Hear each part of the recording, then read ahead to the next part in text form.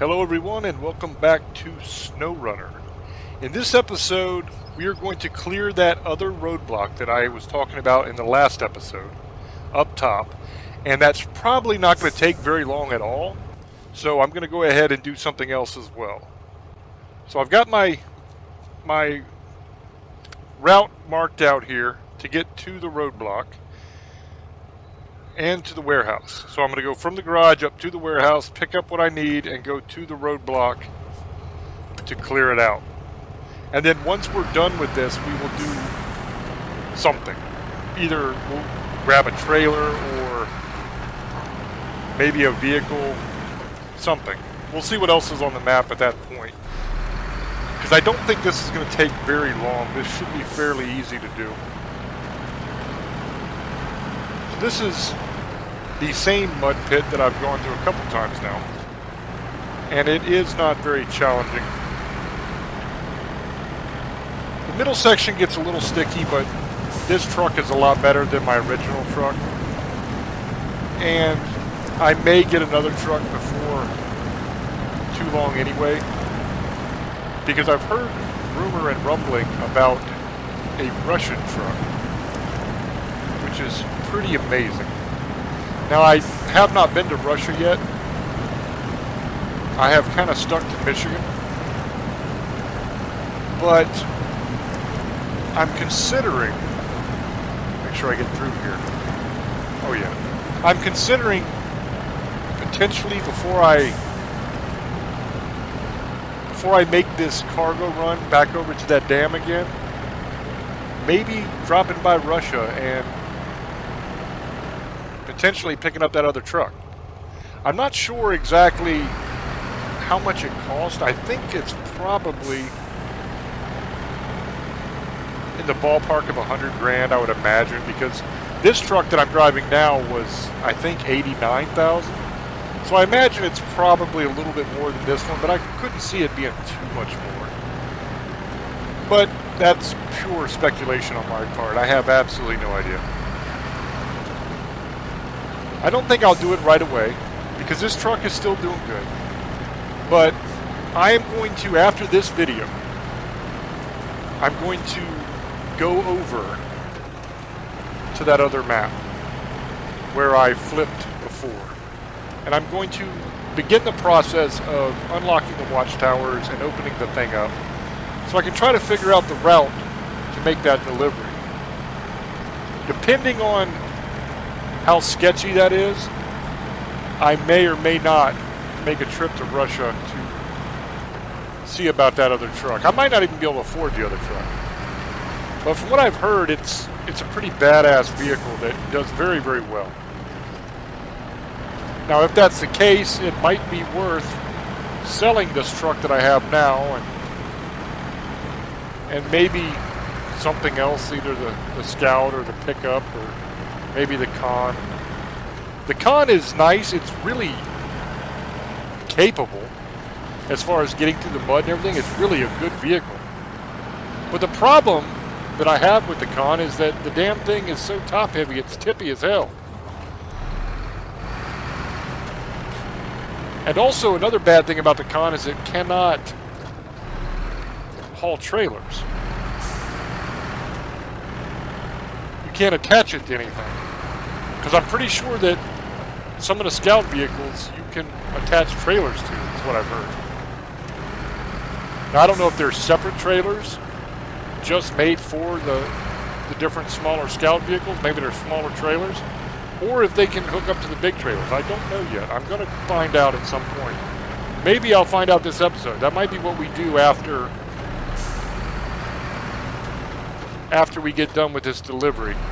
Is maybe we'll attempt to see if we can find a Scout trailer on the map somewhere, and if we can't, maybe we'll buy one and see if it hooks up, or we'll figure that out. So I have exactly what I need, the spare parts, and I'm going to roll back over here, and I'm going to unlock this roadblock. It shouldn't take very long, and then we will look at the map and make a decision on what our next move is going to be. I want to do something else this episode besides just open this roadblock, because the roadblock, it's just a little U-shape, so it's not that big of a deal.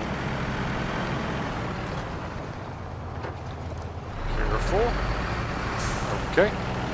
I'm always careful when I'm cornering now because ever since I flipped over, I'm a lot more aware of the fact that these trucks can go very, very quickly on their sides, and you don't even realize it's happening until it has already taken place. But I'd like to knock something else out of value this video, besides just unlocking this roadblock. Now, unlocking this roadblock is a great thing because it enables me to get to the other side of the map using the main road, which is huge. That could be clutch, depending on what's over there. There could be upgrades over there. There might even be another vehicle over there I don't even know about yet. Because like I said, I haven't studied the map extensively to really know and tell you exactly what is on that side of it. So if we can get something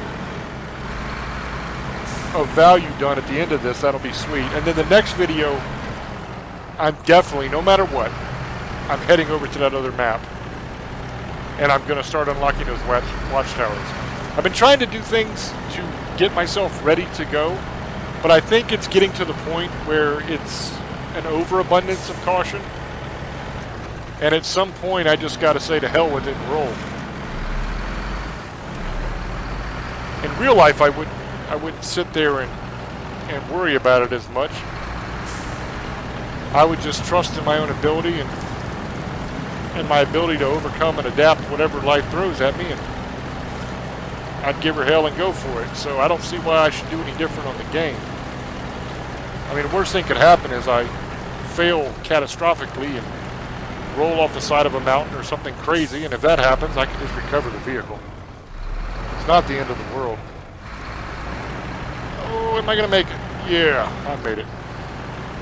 A lot of these big trucks don't turn extremely well. They have a very wide turn radius. And when you put a trailer on the back, it's way worse.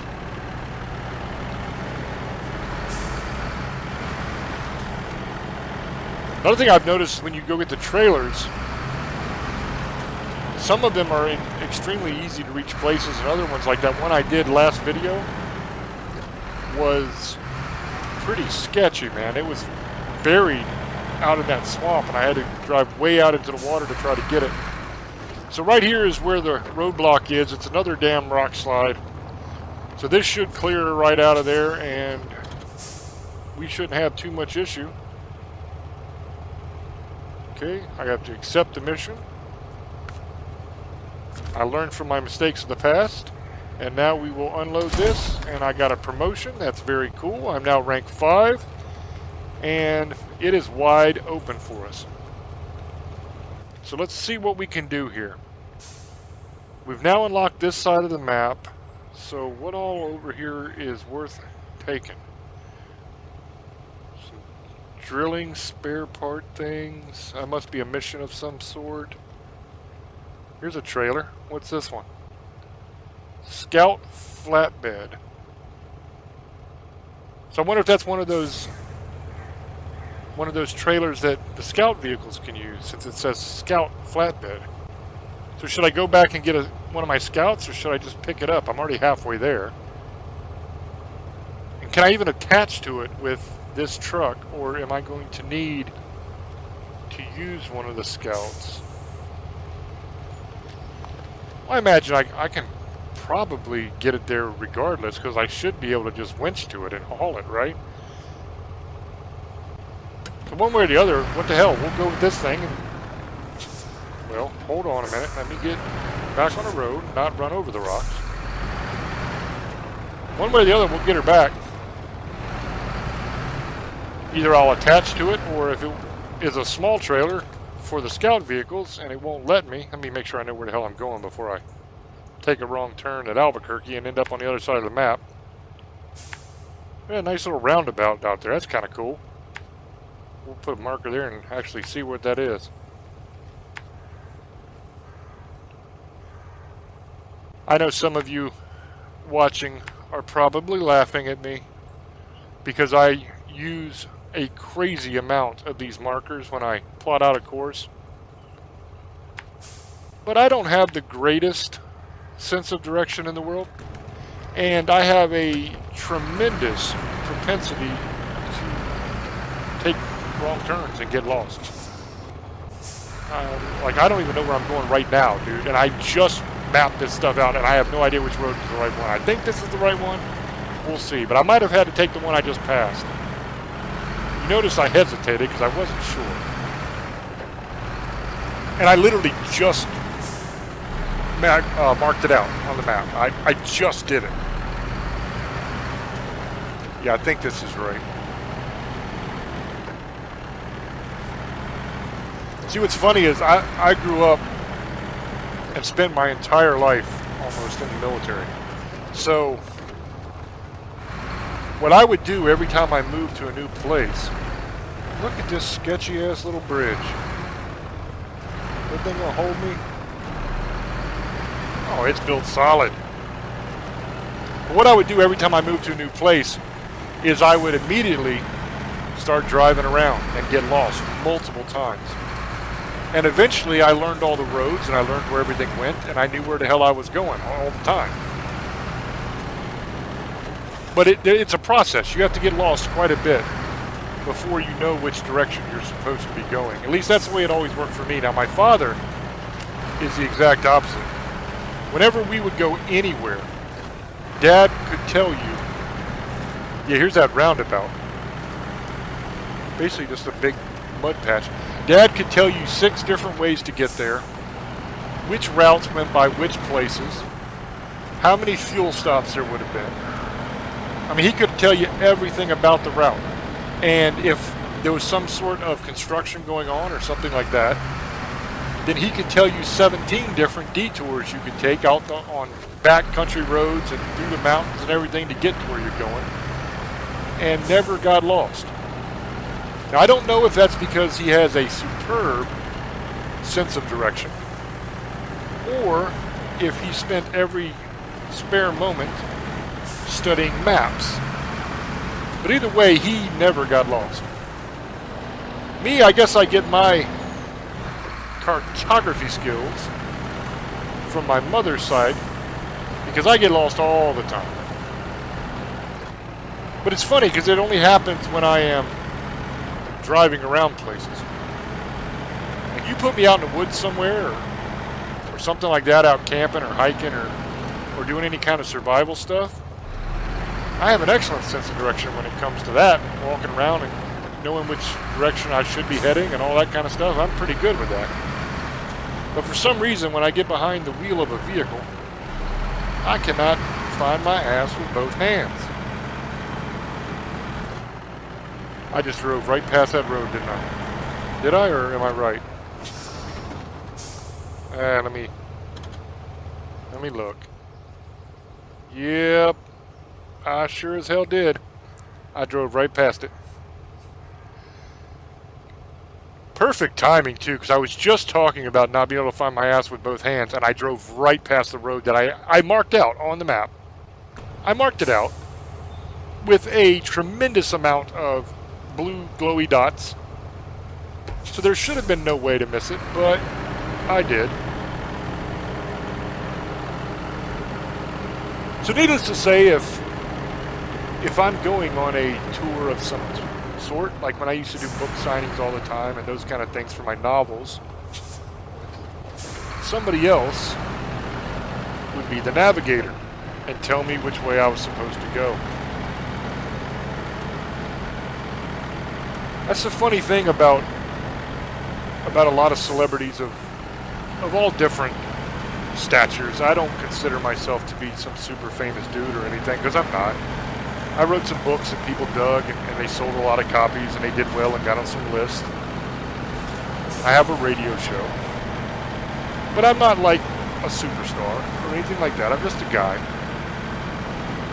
But even a low-level celebrity such as myself needs handlers sometimes, because there are certain things I just am not very good at. Is this going to get real closed in on me? Come on, is it? Oh, we're good. I'm having flashbacks to that mountain. Trying to get this truck through that mountain on that other map. I think right down here is where the trailer is going to be, somewhere in this area. Because I don't think there should be too many of these blue dots left. We shall see. It's leading me further down here.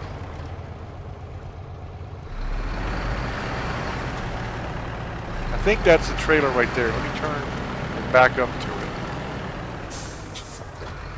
If it's not the trailer, I will feel rather foolish for backing in here, but I'm pretty sure I saw... Yeah, there it is. Okay, so that is the Scout flatbed. So we shall see if this big-ass truck will hook up to it. It doesn't really look much different than any of the other trailers, at least yet. Yeah, it won't let me attach to it. So we're gonna back up and try again. No, it still won't let me. No suitable trailer to attach. So this must just be for the smaller vehicles. Yep. Okay, so plan B. We are going to Spider-Man winch this sucker and pull it with our winch all the way across the map. What do you think? I better make sure I get it, because I don't want to Spider-Man winch to a tree and then... What is going on here? Pull forward, attach winch, back to the front of the trailer. There we go. That got her? That's got her. Figured I better do it the correct way, because I don't want to try to Spider-Man it and then end up attached to a tree and then try to drive off and rip the hell out of my truck. And it is dark as hell. Which way am I going? Where am I? I have lost myself. Seriously, where the hell is... Okay, I'm here.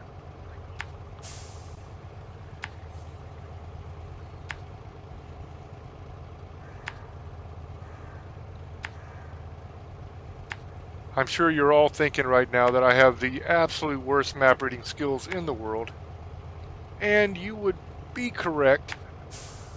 I am extremely good at a lot of things in my life. And believe it or not, I am a brilliant man as far as intelligence and knowledge on a lot of different subjects. I've done some amazing things in my life. But map reading and sense of direction and all that kind of stuff is not my forte whatsoever. Now, if I'm lost out in the woods or something like that, I am very good at survival. I can build shelter, I can build fire, I can hunt and fish, I can make my own weapons, my own tools. I'm a bad mamma jamma when you get me out in the woods. But I guess it's probably a very good thing that I have that skill set to be able to survive if I get lost in the woods, because I get lost a hell of a lot. So it's probably a good thing that I know how to take care of myself when that happens. I'm going to just haul this thing back to the garage. That's why I set the course up there. Because I want to take it back to the garage and try to see if I can actually hook up to it with like my pickup truck or my Scout or something like that. Because if that's possible, that's a game changer for me. Because that means that on deliveries like the one that I tried to make to that other map, where I had to drive through that crazy mountainy tight area and this truck was way too big to fit, that means that I can haul this stuff with my pickup truck or my Scout or something like that instead of using the big truck to haul it. And another great thing about especially the pickup is it goes a hell of a lot faster than this. And I like that.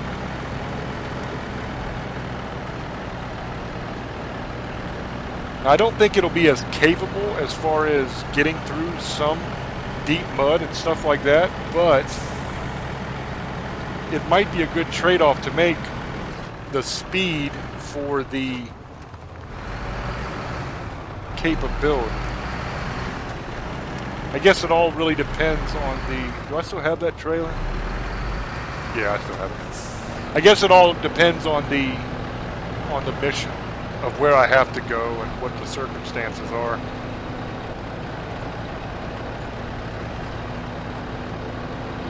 I am just slogging through this mud, ain't I? I don't understand why that part was so muddy. We gotta go left here.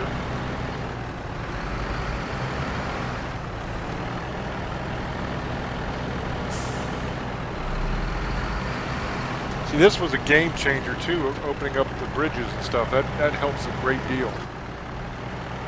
I just opened up that other rock slide in the last episode so that I have a straight shot on the main road to that other map.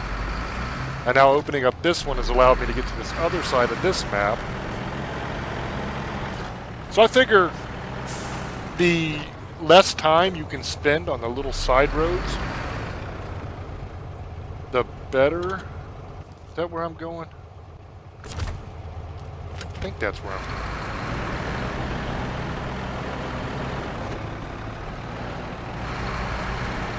Yep, I can see my dot.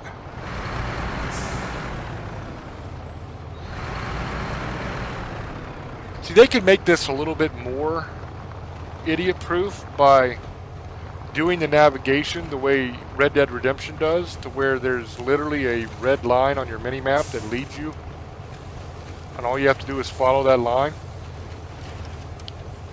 Now, I guess for that to work, they would have to add a mini-map, because there isn't really a mini-map on the screen.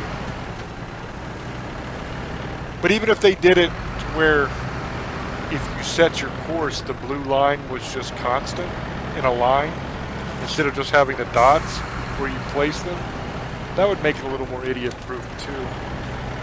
Now, I'm sure that most people would not want that. That would be annoying to you, but making it optional might be kind of cool.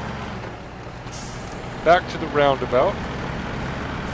So for people like me that don't know where the hell I'm going half the time, I would have a nice little baby line I could follow. Why didn't that disappear? We will get rid of you the old-fashioned way. There we go. See, the weird thing is, if the one that you pass doesn't disappear, the one you're heading to does not open up. So then you quickly lose your way. Come on, baby.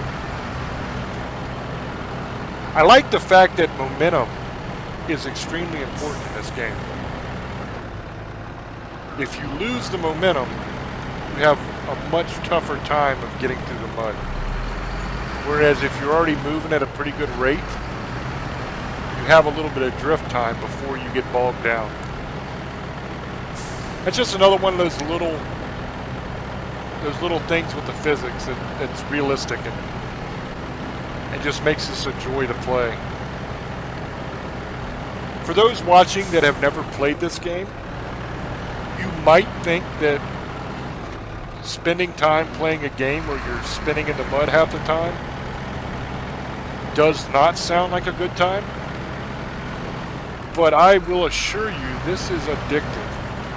Once you begin playing this game, it's very hard to stop.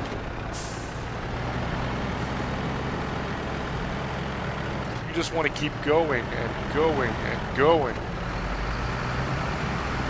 And very quickly you can end up with 5 or 6 hours going by, and it's like 4 or 5 o'clock in the morning and you're still sitting there like a savage, spinning in the mud and delivering bricks and stuff, and your wife wakes up, starts the morning coffee, and is wondering why you got up so early. What she does not realize is you did not get up so early. You have simply never went to bed because you've been playing all night. See, I don't sleep in the same bed as my wife, so she doesn't know whether I've been to bed or not. And that might sound strange to you, but I snore like a bear. I am a heavy snorer, and so is my wife. And my wife is a very violent sleeper. For some reason, she has gang fights in her sleep. It's the only way to really describe it. It's like the Bloods and the Crips going at it in her dreams or something. I don't know what the hell she's dreaming about, but she's punching and kicking and biting and snarling. And so, even though I have a gigantic California king-size bed, very expensive, very beautiful, very comfortable, I'm not going to sleep in that giant bed with that woman, because I will end up black and blue. And it's also, when we used to sleep in the same bed together, it was a race to see who could fall asleep first, because whoever fell asleep first was the winner.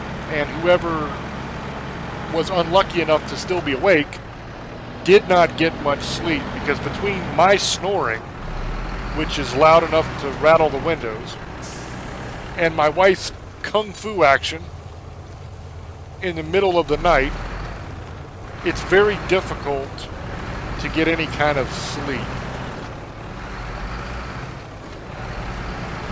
Because you don't know fear and being startled until you are laying there half in, half out, and the woman you love who's laying beside you all of a sudden starts screaming at the top of her lungs. And you just pop right awake and you're thinking, oh my God, danger, what's going on? Who do I got to kill, you know? You're ready to do combat. You're ready to protect your woman. And then you realize that she's asleep and she's screaming about the toaster or some crazy stuff that only she can see in her mind. And then you're like, oh man, now I'm never getting back to sleep. So I do not sleep in the same room. We have a very large home. So it's not like I need to. There's other rooms I can be in. And that's the way to do it. I'm going to recommend that to all the married couples out there. I know it's difficult because there'll be a feeling of, oh, well, she's going to think I don't love her if I don't sleep in the same room, or I just want to be close to him all the time, all that kind of stuff. But believe me, you will thank me if you do, because I'm going to go ahead and fuel up. I always fuel up whenever I come, because I'm down to like 53 liters. It's weird saying liters instead of gallons, but when in Rome. But anyway, you will thank me if you make that decision, because you will get, well, I can't take that road, or go, hold on, I got lost again. Well, what the hell is that even still doing there? Okay, so I feel a little bit better. That was not my fault. I didn't get lost simply by going into the gas station. One of the things didn't appear, and it showed up all weird and wonky, so that's what threw me.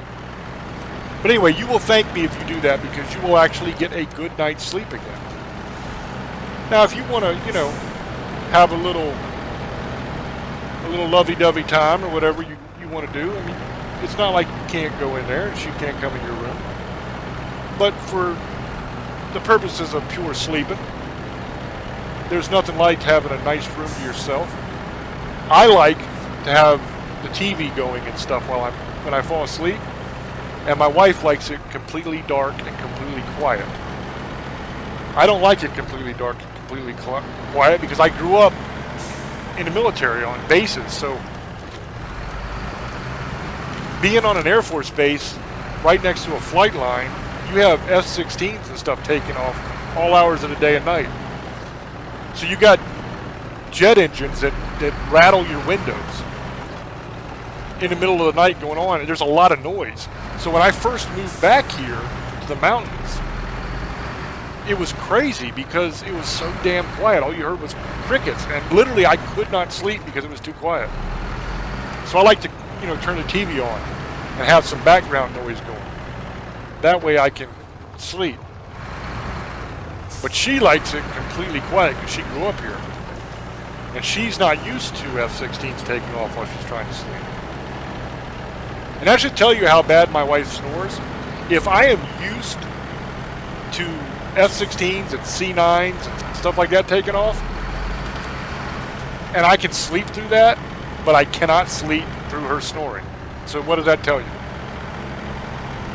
Now, if I don't come back and do another episode of this, and you don't hear any more radio shows from me, or I just disappear off the face of the earth, just know that my lovely wife watched this video at some point and heard me talking about her snoring and has murdered me. But please do not call the authorities, because I love that woman and I don't want her to go to jail. So we're just going to let her get away with it. I probably deserved it. Okay, so we dropped that off. Now we're going to get in something else. Why are none of these disappearing? See, the blue is still there. Alright, we're going to get in the pickup, because that's my favorite vehicle out of all of them so far. And we are going to go and try to hook up to this and see if this is made just for these things. Because if it is, as I said before, that's going to be a game changer. And then once we figure that out, we'll probably skedaddle on out of here for this video. That'll be it. And we'll move on to the next one. Whoop. Okay, attach. Look at that. And that'll hold two, just like the big truck will. That is brilliant. So I'm not losing any capability either by doing it this way instead of using the big truck. Here's my trailer that I pulled the con up onto. I'm thinking about taking that over to the other map as a way to get the scout vehicle over there instead of towing it. I haven't decided yet. But that is brilliant. Okay, that's about all the time that we have for this episode. Thank you for watching. Thank you for all your support. Please like and subscribe to the channel. And until I speak to you again, love many, trust few, and do harm to none. God loves you, and so do I. Bye-bye.